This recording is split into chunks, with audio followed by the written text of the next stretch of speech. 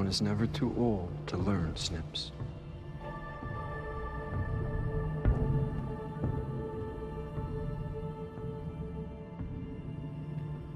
All right. What's the lesson, Master? Live.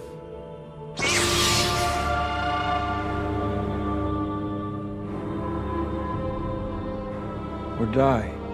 We interrupt this program to bring you...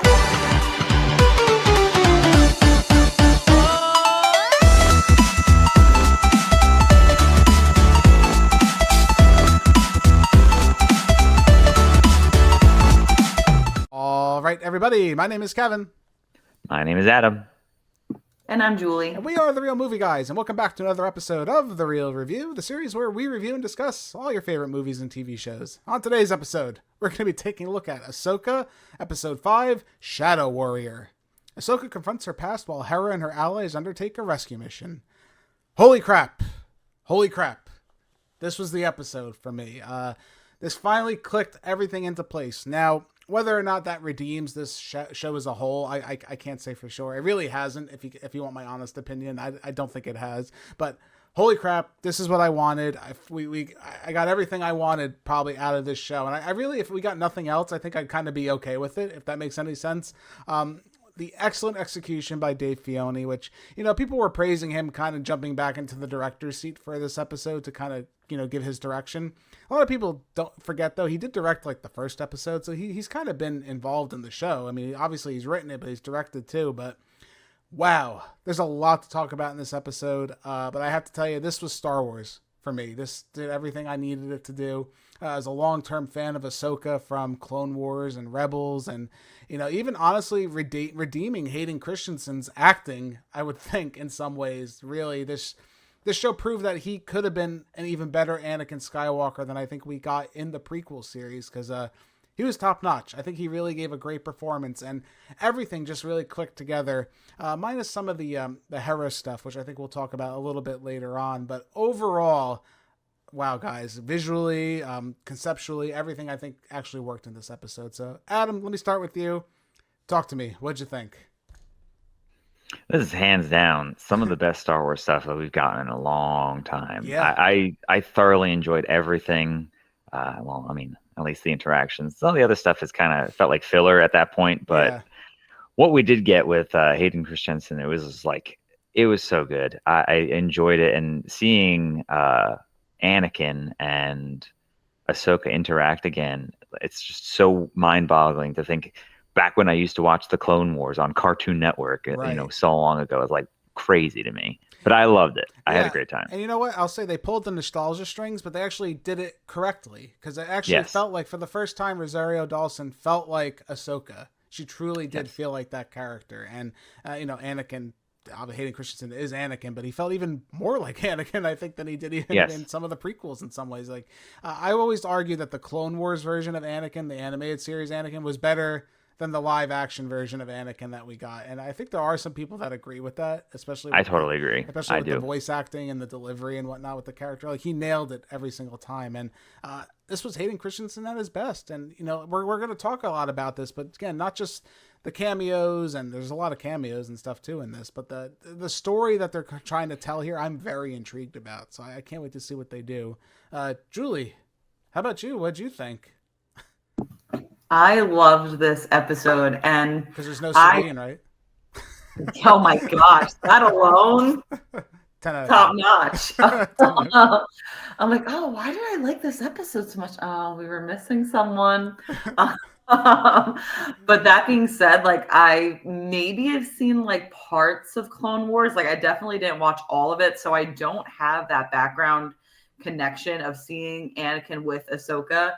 But with that being said, like, even in comparison to the other things I've complained about in this series with not having the context, it didn't matter to me because they did such a masterful job of just throwing you into the setting. Like, I could see the amount of storytelling they were able to do in Anakin and Ahsoka's relationship. I felt like I had been on that ride with them the whole time. And that's what this whole series should have been from the gun. Just amazing. Hayden Christensen, I like almost was I'm just like so happy for him because I'm like, you are killing it. And Kevin and I were talking about it just goes to show probably like what good direction can do. Yeah, based better on dialogue, better better direction. dialogue. I mean, George Lucas, you could say what you want. The man is a genius. I'll never take that away from him. I mean, he created the very universe we're admiring right here now. Yeah. But my biggest issue with him, and it's always been, is just his direction is just sometimes so basic. Is that what it is? I don't know. Like, it's just like, be sad, be angry, and like there's no nuance to anything when he ever tries to tell a story. And I'm not saying everyone needs to be Oscar-worthy actors all the time, but Anakin definitely needed to be at a higher level because he was the main character of the series. Yeah. And we just never really got that, I felt like, in the prequels, but it shows Hayden Christensen could have done it, whether it's just age or I think he does have the skill. I think it was just the direction he's always had. But here, it leaves no doubt to me how great of a character we even could have had, which I think there's an interesting, question there too. And even the visual storytelling, which I'm sure we'll get into later, was just incredible. So I'll just leave it there. I mean, we're going to be raving this whole time. I know. It's going to be a lot of raving, so sorry if there are any haters on this episode. There's going to be a lot of positives, but I want to talk about one thing that had really nothing to do, well, it didn't involve Ahsoka and Anakin, which is going to be the bulk of what we're talking about here, but Huang, is that how you say his name? The robot? Is it yes. Huang? Voiced by David Tennant, brilliantly. He had one of my favorite lines of dialogue I think I've had in the entire show, minus the Ahsoka and Anakin stuff. There's a scene where Hera and her son they pull up to Huang. He's standing by the edge of the cliff where Ahsoka is missing and Sabine's now gone, and he's looking down at the cliff, and they're like, oh, what are you doing here? And he just goes, they never listen, and I'm like, damn, David Tennant, you just like sold that to such a degree. Isn't that really just like the story of the Jedi when they die, or the whole story as a whole in Star Wars? Like, that's the kind of stuff I'm talking about, where you really add to that whole, like the sadness of how the Jedi have kind of ended up in the Star Wars universe. And David Tennant, again, I think he needs more credit here. He's got some of the best acting chops, and we haven't seen him once. Exactly. The craziest part about that is he's voicing a robot. Right. And again, like you said, aside from this episode alone, specifically with Anakin and Ahsoka, he has shown the most heart, most emotion in this series so far than any other character. Yeah, and you just feel the sadness radiating out of his voice. And again, I think it's just such a perfect like encapsulation of like the Jedi. I had to point that out. I think he needs gotta give him his flowers a little bit there, because I thought that was a really like impressive delivery. Adam, I want to talk to you a little bit. We got a little bit more of the Hera Jason story stuff, and I know this is a continuation from Rebels. How are you doing with it? Because honestly, I can kind of take it or leave it. Hera's not been Mary Elizabeth Winstead hasn't been the greatest actress in this show, and it kind of continues. What do you think of the whole involving Jason in this sub story? Because I feel like they're setting something else up with him. I don't know if you're getting that vibe. Yeah, I was getting that too. I'm at the point where I kind of just wish that we got the whole episode just Ahsoka and Anakin, because that's what it felt like it should have been. Because, I mean, we've seen shows like that before where they just focus on these specific characters for, even though there are a ton of other characters. Like, I mean, The Last of Us did it with Bill, right? That whole episode. Like, they could have done something like that where it's just strictly just focused the entire time, right? Or bookend it with all the other characters at the beginning and then all the other characters at the end. Like, that's kind of what I was hoping that we would have gotten. But at this point, I don't know. It's not as interesting to me as I thought it was going to be or should have been. And I feel like Dave Filoni's trying to set up maybe like another version of Rebels, maybe to come in the future, because I could see Jason being like the next Ezra kind of character, because that it worked for Rebels, it worked in the animated, so I could see that being like a live action interpretation in the future. I kind of expected that we were going to get like, I don't know, at this point I kind of wish that they split it and they just made a live action Rebels series and a live action Ahsoka. Yeah. Kind of. They really should have. Yeah, I think they really should have. I feel like tying these two together maybe wasn't the greatest idea, but maybe there was no other way for him to kind of carry it on, and this was like his backdoor to kind of do that. But the interesting thing too they raise here, and this is something, this is where it gets interesting with Star Wars.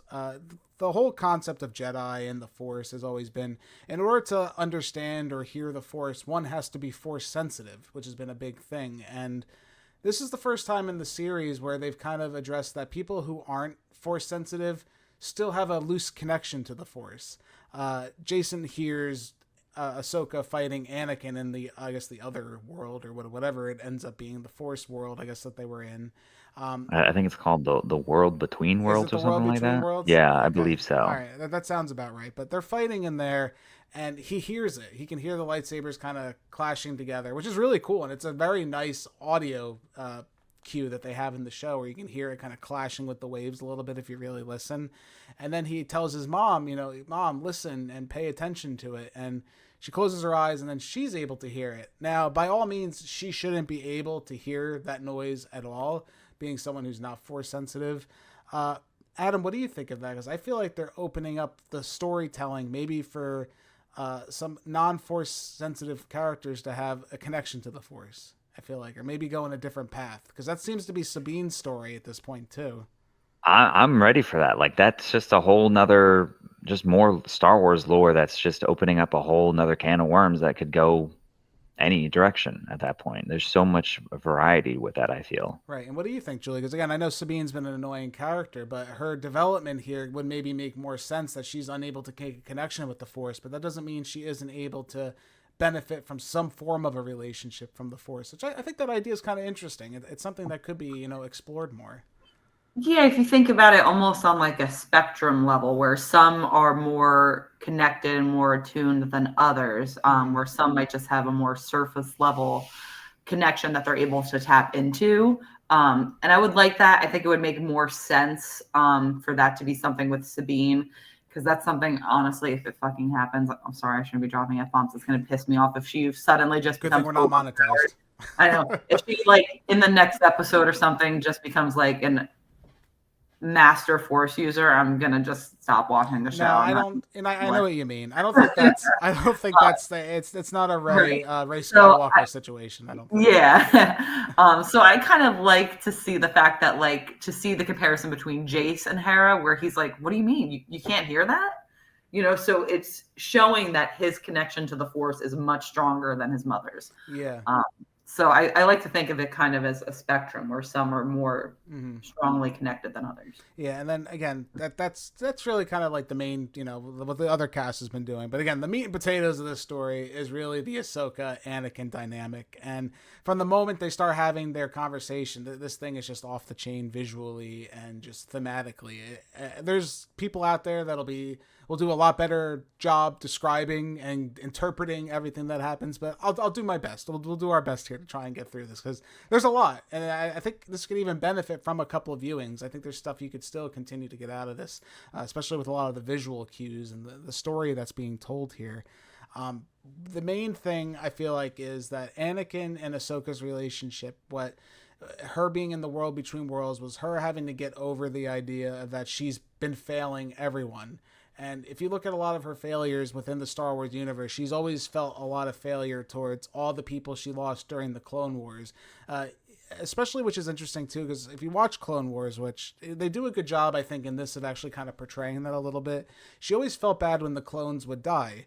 And I wouldn't say that was really something that any of the other Jedi cared for when I really look at it. I mean, maybe occasionally some of the more like the bigger name ones, like Rex, who lives and makes an appearance in here, which is very cool. Like some of the more like oddball and all the different, clone troopers that actually got names, because some of them did get names in the Clone Wars series. But whenever a trooper would die, even though they're just clones, Ahsoka always took it personally. Like, she lost those people. Like, she was responsible for those people.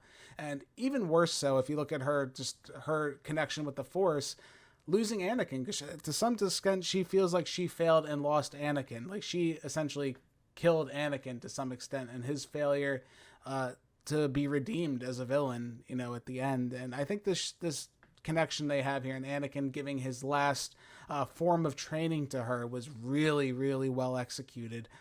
Adam, what did you think of this thematically? Because especially how they interjected a lot of the first times we're seeing any of the Clone Wars in live action, I think they did a really good job with it. Yeah, I mean, like I said, I think this is some of the best Star Wars that we've gotten in a long time. Visually, audio-wise, just seeing at that one scene where we flash back, I guess, and Ahsoka is now her younger self, and we see Anakin just kind of walk off into the distance. He disappears into the smoke, and we get the flashes occasionally of when he flashes as Darth chills. Vader. Like, it's so good. It's Yeah. so good. They did such a great job with it. Yeah, with the sounds of like the blaster fire going off, and you see the flashes of Vader, and he's still her master. But remember what he turned into. Remember, even though he's guiding you, remember how he fell. Like, I think that's just so. I audibly gasped when they did that first transition with it. Just obviously, that's what becomes of him, but just to see that stark contrast of him at his purest in a way, and then to the ultimate evil he becomes. And it's funny because, again, Hayden Christensen, I really got to give him his flowers here, because he actually really gave us the most conflicted Anakin I think I'd ever seen, even really considering the prequels, where we saw like this kind of young, cocky, arrogant, but still like was able to try and guide Ahsoka the right way. And then when he turns into Vader, which I think this was one of the more interesting parts of the episode, is we got to see kind of what Anakin would have been like if he didn't fall into the lava. We actually really got to see like how evil he would have been corrupted, how he would have looked, and how forceful and powerful he would have been. Because you look at it, when he became Vader, he lost a lot of his maneuverability and whatnot. I mean, it depends on what you go by, but if we're going to go just by movie standards, okay, I'm not talking about extended universe and comics and crazy nonsense. For the most part, he's pretty stiff, right? He has to rely more on close combat, and he does actually, his force powers, I guess you could argue, do get more powerful, and he's able to do certain things. But if he was his spry, young body self and he was Vader, I think the war and the story would have been vastly different. And it's scary to see what he became, because as he challenges Ahsoka to either live or die, like, you have two choices, either keep going or die. I just thought it was really intense. What do you think, Adam? I mean, again, we're just gushing about this, but I just thought it was so impressive. No, absolutely. I really, I don't know. I wish, it just makes me want more Anakin Ahsoka interactions. Yeah. And I unfortunately, I don't know if we're going to get many more, since this took up the bulk of the episode. Right. But it just makes me want more. Yeah. And it's just, again, the visual storytelling. It's just, I think Dave Filoni really knew what the Star Wars fans wanted, and he finally delivered upon that promise. Like, I've been building this kind of epic story between Ahsoka and Anakin, and this is kind of that culmination, because by the end, Julie, we do see Ahsoka don the white robes, which you probably wouldn't be familiar with, because that was more of a Rebels thing, where she became kind of, I joke with it, but it is pretty similar. I hate to say it. It's kind of like the Lord of the Rings with Gandalf, where he becomes Gandalf the White. Essentially, she's becoming Ahsoka the White now. She's purified from her sins of, understanding, the loss and the failures that she's had, and she's come to terms with everything. Now she's ready to start anew and protect. What did you think of that ending there? Because I thought that was pretty powerful. It's not as in your face as I thought it would be, but I'm glad they course corrected it. She definitely seemed, I know you and I said it, lighter after her conclusion with Anakin. She was kind of able to be a little more quippy, like Hera was like, oh, this is happening. She's like, it's all right. We're just going to do this. Very calm and at peace. So it definitely, she was smiling more. Right. So yeah. It definitely seems like, a renewed Ahsoka. So I'm curious to see her as she progresses, and I'm guessing now, trying to save Sabine from the dark side. Yeah, what did you think of that, Adam? Because I do also feel Rosario Dawson's performance finally felt like the real Ahsoka I used to know. So maybe it was by design, her whole kind of wooden personality to this point. Yeah, I was like, holy crap, was Anakin holding back the acting here? Yeah. Are we just, is episode 6 about to just like become so much better? Right. I don't know. But I agree. I immediately saw it too. I was like, this is now Ahsoka. This is what I was waiting for. And it's funny because now I retroly can go back. I feel like if this continues, keep in mind, we don't know how the next episode's going to shake out, but if it continues where she's more like this kind of renewed Ahsoka, it does justify her acting for the beginning of the series, feeling so disconnected and wooden with her interactions with everyone around her. You can even argue with her connection to the Force, which is kind of what's been holding her back. A lot of Ahsoka's character, and hence why she dons the white lightsabers, is her rejection of the Jedi Order and the rejection of what they've stood for and what they've done, and finding her own connection to the Force, which, again, I want to just stress this. Even her, Anakin kind of hints at when they're kind of talking, is about how everyone has a different relationship with the Force, and everyone has different connections with the Force, and I think that's going to play a big part with this. And maybe Sabine will or won't be Force sensitive, but I think she will learn something from the Jedi Order. There's other lessons you can learn from the Jedi and from the Force that don't necessarily mean swinging a lightsaber and pushing people with Force powers and throwing them in the air and jumping like 100 feet. You know, there's things you can learn. And I'm curious to see how they're going to evolve that concept, if they're going to evolve that concept, because by the end, you know, I mean, after that, all that happens, we still have a little bit of the episode left after that happens, and it was fine. I mean, the space whales thing was never really that intriguing to me. I mean, again, when you're watching this and I'm sitting there and I kind of understand, I'm looking at Julie and she's like, what the hell? Why are there like whales here? Like, why are they like just touching a whale and they're going to like jump in it? What? Like, what does that have to, they're going to hyper jump? Like, again, if you have no concept of Rebels, you have no idea what's happening right here. It's just a bunch of random whales flying around. How about you, Julie? Did that disconnect you at the end a little bit? Because I could see it in your face a little bit when we were watching it. Not even that.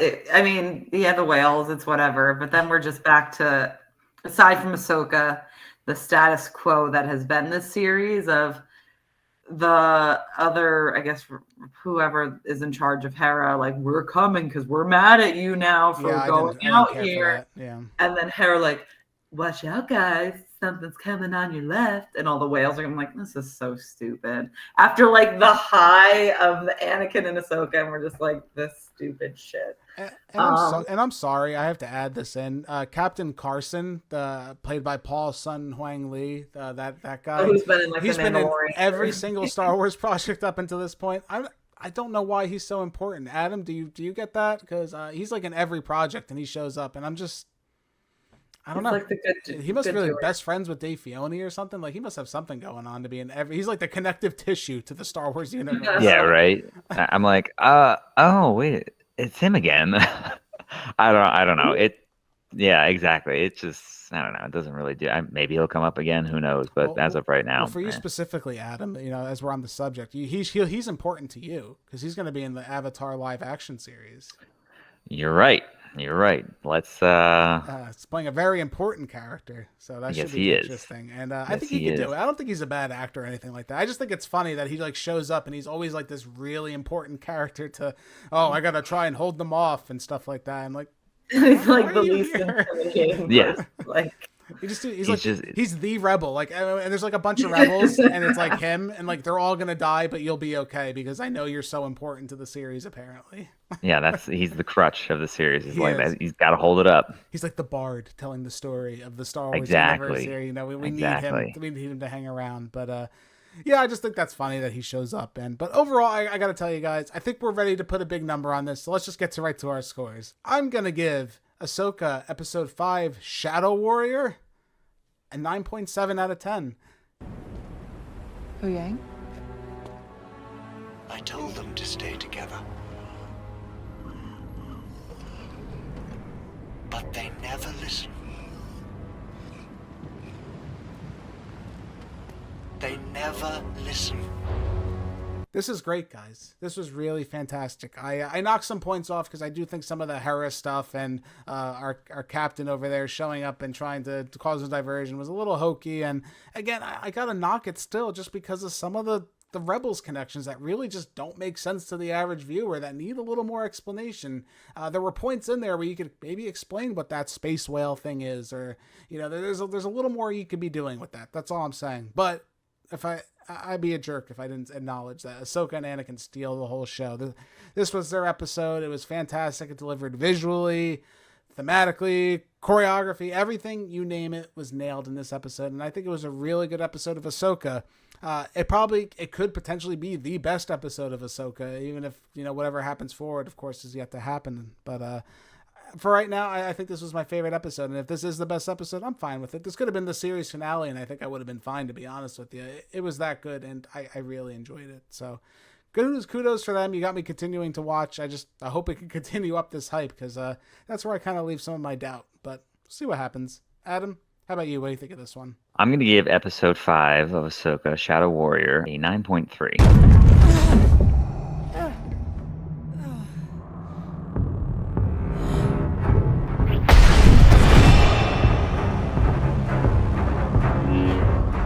Lack conviction.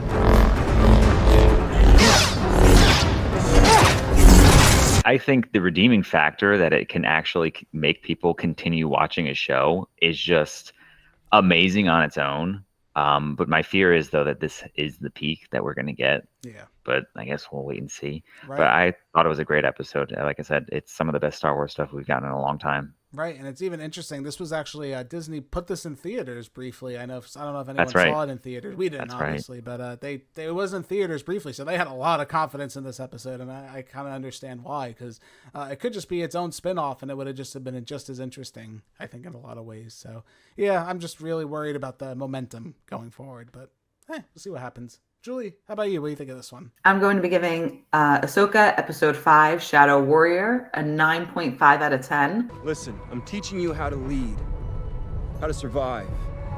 And to do that, you're going to have to fight.